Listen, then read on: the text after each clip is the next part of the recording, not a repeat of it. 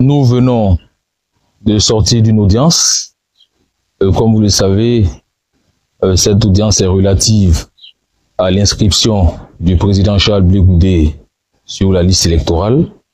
Je suis accompagné du demandeur, M. Robé Paul Dubois, qui est donc le porteur de cette réclamation.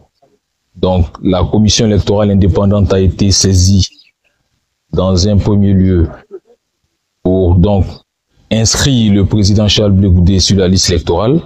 Cette demande a été rejetée et donc, conformément à la loi, nous avons saisi le président du tribunal d'un recours afin d'analyser la situation.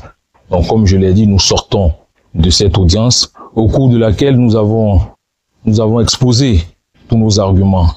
Outre les arguments que vous connaissez, qui ont déjà fait l'objet de discussions de long développement, aussi bien dans la presse que dans d'autres cadres privés ou publics, qui portent notamment sur la violation même d'un principe essentiel selon lequel on ne peut pas juger une personne deux fois pour le même fait, et également la violation des règles qui fondent donc la contumace. Donc ces deux éléments ont été développés devant le président du tribunal, qui a la latitude à ce niveau de constater déjà que toutes les règles qui entourent donc aussi bien la contumace que le fond même du procès n'ont pas été respectées.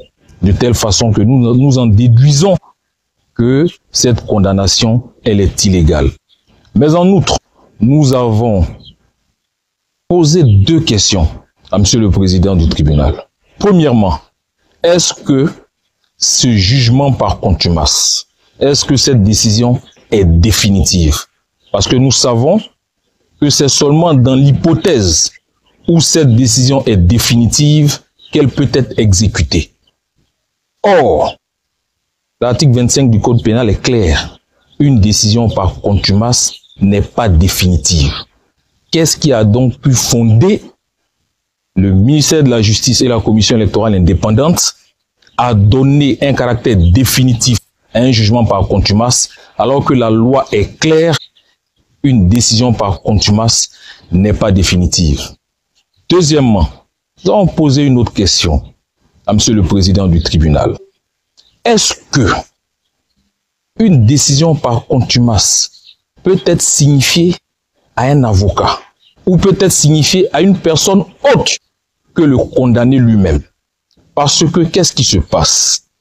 La justice de Côte d'Ivoire, notamment le tribunal de première instance par la voie du parquet, a décidé non seulement d'aller chercher M. Charles Blé Goudé à Yopougon, alors qu'il était de notoriété publique, qu'il était à La Haye, aux Pays-Bas. Ça, c'est pour le citer à comparaître, donc pour introduire la procédure. Deuxièmement, après avoir condamné de façon, dans les conditions que j'ai déjà eu à décrire, donc dans des conditions totalement illégales, M. Charles Blé Goudé, le parquet s'est autorisé à signifier cette décision à un cabinet d'avocats. Donc, Ahmed Goïbi, de façon tout à fait, si vous voulez, discrète ou alors de façon tout à fait illégale, puisque une condamnation, un jugement par contumace, donc une procédure par contumace, implique deux choses. Premièrement, il n'y a pas de condamné, il n'y a pas d'accusé. C'est parce qu'il n'y a pas d'accusé à l'ouverture de son procès qu'on parle de contumace.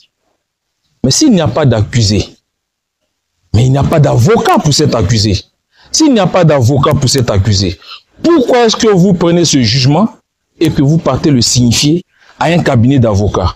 Cet avocat n'a jamais été à cette audience, n'a jamais été à cette procédure. Pourquoi est-ce que le parquet d'Abidjan s'est autorisé à aller signifier une telle décision à un cabinet d'avocats? Et c'est sur le fondement de cette signification que le parquet d'Abidjan a obtenu un certificat de non-appel et de non-opposition pour ensuite en tirer les conséquences que ce jugement, cette décision est définitive. C'est une honte pour pour la justice ivoirienne. Procéder de cette façon, c'est une honte, c'est tout à fait illégal et c'est moralement indécent. Nous ne pouvons l'accepter, nous l'avons souligné à monsieur le président du tribunal et il a l'occasion ici de restaurer la dignité de la justice ivoirienne, de restaurer l'honorabilité de la justice ivoirienne. Parce que les manœuvres que je viens de décrire n'honorent en rien notre justice, n'honorent en rien notre pays. Monsieur le président du tribunal de Gagnoa a l'occasion ici de rentrer par la grande porte de l'histoire ou alors de maintenir la justice ivoirienne dans les méandres de l'histoire. Je vous remercie.